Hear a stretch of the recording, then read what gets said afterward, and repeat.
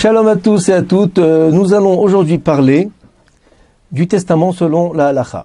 Alors il faut savoir que d'après la halakha, une personne peut léguer une partie de ses biens à des bénéficiaires qui ne sont pas héritiers selon la Torah. Mais pour cela, il faudra évidemment rédiger un testament qui soit conforme à la halakha.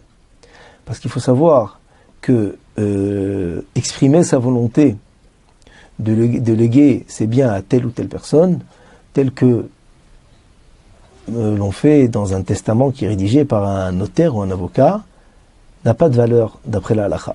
Selon la halakha, il faut faire un kinyan, il faut effectuer une acquisition.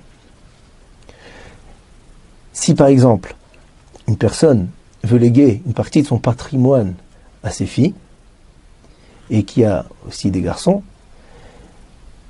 si le testament n'est pas valable selon la halakha, eh bien, ces filles-là risquent de s'accaparer des biens qui appartiennent aux frères de façon interdite. Puisque vous savez que, d'après la Torah, s'il y a des garçons, les filles n'héritent pas. Alors vous me direz, même si le testament qui est rédigé n'est pas valable selon la Torah, selon la halakha, il y a quand même une mitzvah d'accomplir le vœu du défunt. Et bien effectivement, il y a une telle mitzvah.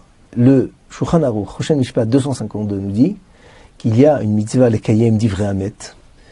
Il y a une mitzvah d'accomplir le vœu du défunt, mais il faut savoir que cette mitzvah ne s'applique que si le défunt a déposé entre les mains d'une tierce personne le bien qu'il désire léguer aux bénéficiaires.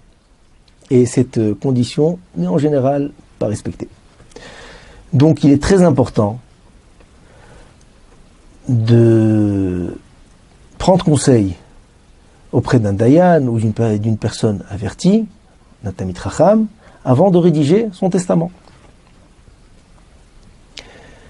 Mais il faut quand même savoir qu'il y a des avis, minoritaires certes, mais il y a des avis qui permettent et qui donnent une valeur à ce document-là qui a été rédigé par notaire ou par avocat.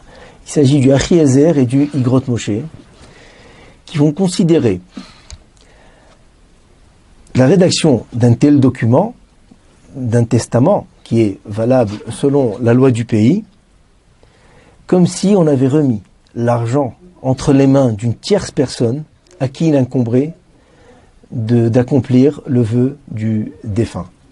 Et le Achiezer va pousser cette idée, il va aller jusqu'à dire qu'un tel document a même une valeur de kinyan, d'acquisition selon la Torah. Mais il faut savoir que cet avis-là est rejeté par tous les décisionnaires, surtout les poskim, les décisionnaires aujourd'hui en Israël, ne donnent aucune valeur à un tel document. Donc si un tel testament arriverait au Bédine, il ne sera pas validé.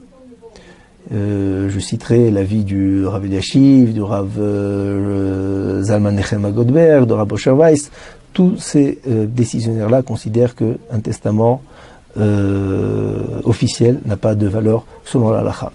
Mais nous allons quand même utiliser ces avis-là pour permettre à un avocat ou à un notaire de rédiger un testament à un client qui insiste pour qu'on lui rédige un testament, même s'il n'est pas valable selon la halakha. On va quand même conseiller à cet avocat qui est Shomer Torah Mitzvot de dire à son client, de lui conseiller de rédiger un testament conforme à la halakha, mais si ce client-là insiste pour que l'avocat lui rédige le testament, il pourra le rédiger, puisqu'il ne fait qu'occasionner un interdit, celui pour les filles par exemple, de s'accaparer des biens des frères de façon interdite, mais lui-même, l'avocat, ne commet pas d'interdit. Cette idée-là, en fait, est développée par le Mabit, qui nous dit qu'il n'y a pas de Messaya à l'idée Ovrei Avera, il n'y a pas d'interdiction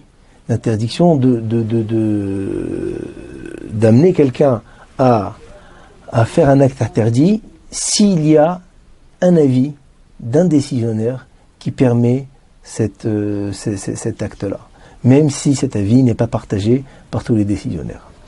Alors, mes chers amis, Moraï Veravotaï, je vous conseille, faites un testament, c'est très bien de le faire. Ça peut éviter beaucoup d'histoires, beaucoup de disputes dans les familles, mais faites-le de façon qui soit conforme à la halakha. Kol Touv, et à bientôt.